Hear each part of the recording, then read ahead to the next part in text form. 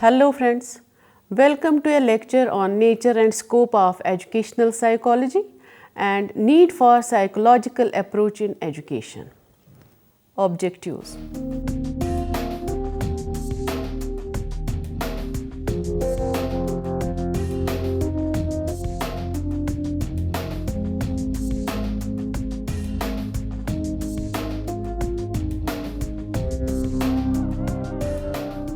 Discuss about educational psychology.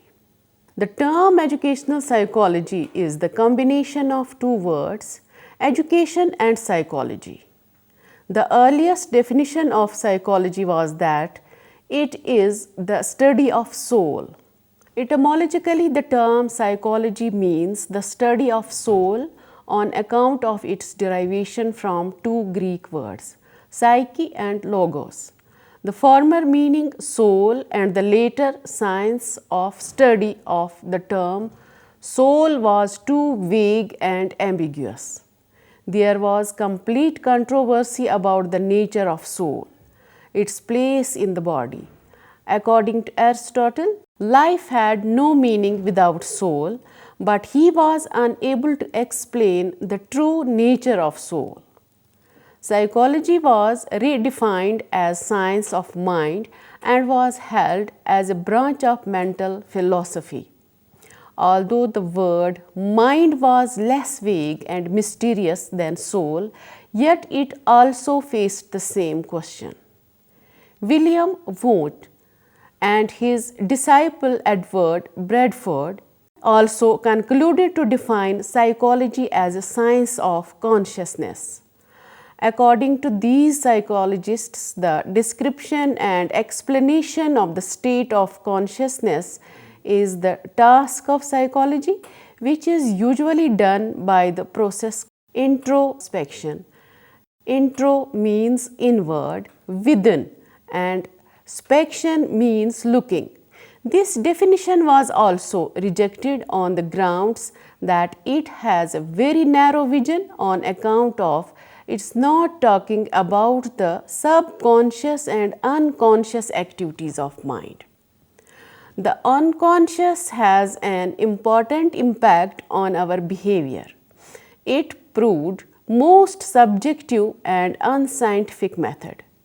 It could not include the study of consciousness of animals.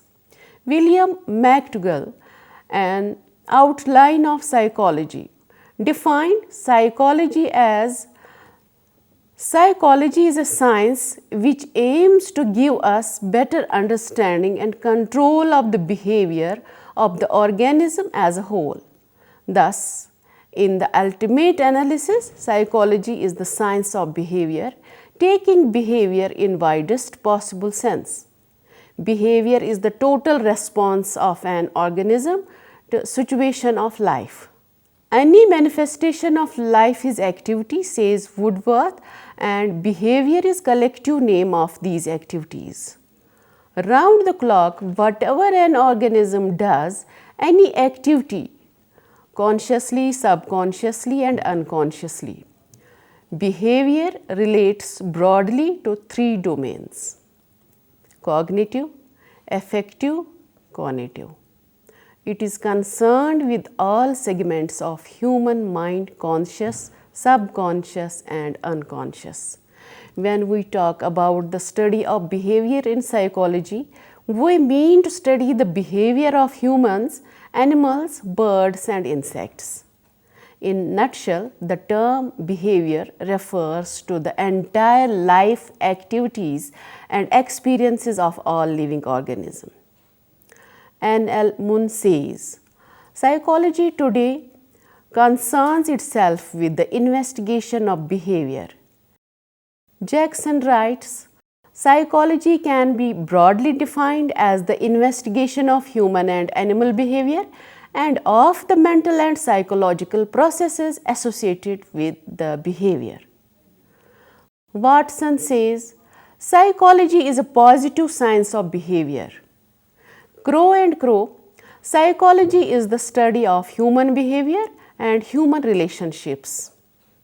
Skinner writes, psychology is the science of behavior and experiences. Thus, psychology studies all the shades of experiences, mental processes, and behaviors. In some, psychology is the scientific study of human and animal behavior. Education is an activity which goes on in the society. It attempts to develop the personality of an individual and then prepares him for membership in a society. Man without education would still be living just like an animal. It is education which transforms man from two-legged animals into human. It helps him to behave like a man and prevents him from behaving like an animal. Any modification brought about in the behavior of an individual as a result of his interaction with environment constitutes learning. Thus, modification of behavior of an individual for healthy social adjustment in the society is education. Thus, educational psychology is just specialized branch of general psychology and is a science which studies actual events in a scientific way and deals with the behavior of human beings in educational situations. This means that educational psychology is concerned with the study of human behavior or human personality, its growth, development under the social guidance process of education. Now, let's discuss about nature of educational psychology. Educational psychology is scientific in nature as it has been accepted that it is science of education. The nature of educational psychology can be summarized in the following manner. Educational psychology is a scientific in nature. In science, collection of data, observation of facts, and its verification of any phenomenon are possible by any number of persons at any period of life. Educational psychology is a natural science. An educational psychologist conducts its investigations, gathers data and reaches its conclusion in exactly the same manner as the physicist. Educational psychology is a positive science rather than a normative science. It is not concerned with what ought to be, why and what type of education to child, rather emphasizes how, when and where of education. Educational psychology is an applied science. The action of educational psychology is to be found not in the nature of subject itself but rather in its application in the classroom. Education psychology is narrower in the nature because it deals with delimitations. Here the study of behavior is concerned in educational settings. Educational psychology is human experimental psychology. Educational psychology is closely related to human experimental psychology, particularly in the study of learning. Educational psychologists deals with all the psychological aspects of the educational process. Educational psychology is a social science. Social psychologists study humans who interact frequently if not continually, with each other and live in groups, ranging from the family to the society. Social psychologists are concerned with the effect of the group, whether family, peer, professional, cultural, social, upon the individual and vice versa. Educational psychology is a counseling psychology. We use the word counseling to refer to the functions of psychologists whose principal job is to deal with the people who are in need of help or advice but not primarily who have emotional difficulties. Educational psychology is an educational science. General psychology may be considered as the primary behavior science. The domain of educational psychology is confined to educational problems and the behavioral problems of individuals in educational situations. Educational psychology is concerned with the human factor in learning. It is a field in which concepts derived from experimental work is psychological. Laboratories are applied to education, but it is also a field in which experimentation is carried out to test the applicability of such concepts to education and to round out the study of topics of crucial interest to teachers. Dear students, let's see scope of educational psychology. Scope means the limits of the particular subject in the field of its operations. What is to be included in the study or what subject matter does it contain comes under its scope. Educational psychology, as discussed so far, deals with the behavior of the learner in educational situations only. Therefore, it becomes imperative that educational psychology should limit itself within the four walls of teaching learning process and educational environment. It must try to solve the problems evolving in actual teaching learning situations and help the individual involved in this process. A famous psychologist, Lindgren, points out that educational psychology is concerned with understanding the learner, the learning process, and the learning situation. 5 major areas covered by educational psychology may be as the learner, pupil, the learning process, the learning situation, the learning experience, the teacher. The learner. The term learner applies to students who individually or collectively participate in the educational programs. These students taken collectively constitute the class. In fact, the behavior of the class is none other than the behavior of the students. There can be no teaching without there being a learner. The teaching of Latin without the knowledge of John will not be effective. Two learners of the same age differ from one another in number of ways when one has a liking for music and dislike for mathematics, and science, another may have dislike for music and liking for mathematics and science. Not only motivation but also developmental characteristics, personality, mental health, individual differences, intelligence, etc. of the learner come under the scope of educational psychology. The learning process. Learning is the process by which we acquire and retain attitudes, knowledge, understanding, skills and capabilities that cannot be attributed to inherited behavior patterns or physical growth. Capacity for learning is related to innate psychological factors. Rate of learning depends on both inherited and environmental factors. Each type of learning goes by different names. For example, effective learning has to do with feelings and values and therefore influences our attitude and personalities. Cognitive learning is achieved by mental process such as reasoning, remembering and recall. The learning situation.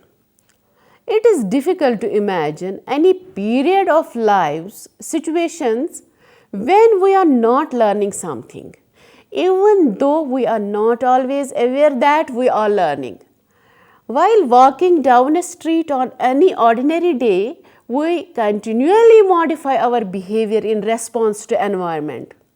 Thus, learning situation covers all life experiences that modify our behavior. From academic point of view, learning situation refers to the classroom setting, which is composed of pupils, a teacher and a room. all have a unique characteristic behavior of teachers, pupils, and classroom environment contribute to the learning. The learning experience. Although education psychology does not connect itself directly with the problem of what to teach or what learning experiences are to be provided for the learner, yet it has the full responsibility of suggesting techniques of acquiring the learning experiences. Once the task of educational philosophy is to decide the aims and objectives of a pace of instructions at a particular stage is finished, the need of educational psychology is felt. The teacher. It is not enough for a carpenter to be good at sawing, planing and polishing wood, because every kind of wood has different characteristics and behaves in different ways under his tools. The skilled carpenter needs to know about trees, their variety, their characteristics, and how to make the best use of them. So is with the teacher. Teaching skills are not sufficient. He must understand the children as learners. He must try to recognize those characteristics that are of significance in helping each child to learn more effectively. And finally, let's trace the need for psychological approach in education. In the words of E.A. Peele, educational psychology helps the teacher to understand the development of his pupils, the range and limits of their capacities, the processes by which they learn, and their social relationships. In this way, the work of educational psychologists resembles with that of engineer, who is a technical expert. The engineer supplies all the knowledge and skill essential for the accomplishment of the job satisfactorily, for example, construction of the bridge. In the same way, educational psychologist, who is a technical expert in the field of education, supplies all the information, principles, techniques essential for understanding the behavior of the pupil in response to the educational environment and desired modification of his behavior to bring an all-round development of his personality. In this way, it is quite reasonable to call educational psychology as the science and technology of education. Thus, educational psychology concerned primarily with understanding the process of teaching and learning that takes place within formal environment and developing ways of improving those methods. It covers important topics like learning theories, teaching methods, motivation, cognitive and emotional moral development of the learner, and congenial parent-child relationships, etc. Behavioristic psychology. Behavioristic approach is the analysis of how learning occurs based upon rewards and punishments. It studies the objective, observable environmental influence on behavior and treating people with overt problems. Some of its contributions to education are behaviorism, revolutionized all the programs and methods related to education. Behaviorism advocates the use of reinforcement and reward in the place of punishment and unpleasant behavior as inducement for the acquisition of desirable behavior and for giving up the undesirable behavior. It highlighted the role of motivation and environment in shaping and modifying the behavior of children. Behaviorism gave rise to new ideas and innovations in the field of learning and instructions like programmed learning. Psychodynamic school of psychology. Psychodynamic approach is based on the belief that childhood experiences greatly influence the development of later personality traits and psychological problems. Some of its contributions to education are: psychodynamic approach gave an impetus to the movement of early childhood education, incorporating the giving of maximum freedom to children for expression of their biological urges and minimal interference in the course of their natural growth and development. The discovery of the unconscious and its importance in determining behavior has helped in determining the cause of behavioral deviations. In education, this has helped in understanding the children and the taking of all possible precautionary measures for preventing their becoming maladjusted personalities. Freud's system of psychoanalysis has called the provision of proper extracurricular activities and suitable hobbies, etc., in the school programs for the release of repressed or blocked libidinal energy and pent up feelings. Freud's emphasis on the role of sex in one's life has brought out the necessity of providing proper sex education to children. Humanistic psychology. Humanistic approach emphasizes on individual freedom in directing one's future. This approach developed in part as a result of Maslow's dissatisfaction with psychoanalysis and behaviorism. According to this approach, all individuals strive to grow, develop and move towards self-actualization. It stresses on free will, self-actualization, and the human nature is naturally positive and growth-seeking. Some of its contributions to education are: humanistic psychology includes several approaches to counseling and therapy. Humanistic psychology theory of Abraham Maslow, emphasizing a hierarchy of needs and motivation. Humanistic psychology is centered on the student's capacity for self-direction and understanding of their own development. Humanistic psychology offers a new set of values for approaching and understanding of human nature and the human conditions. It offers a broader range of more effective methods in the professional practice of psychotherapy. Cognitive psychology.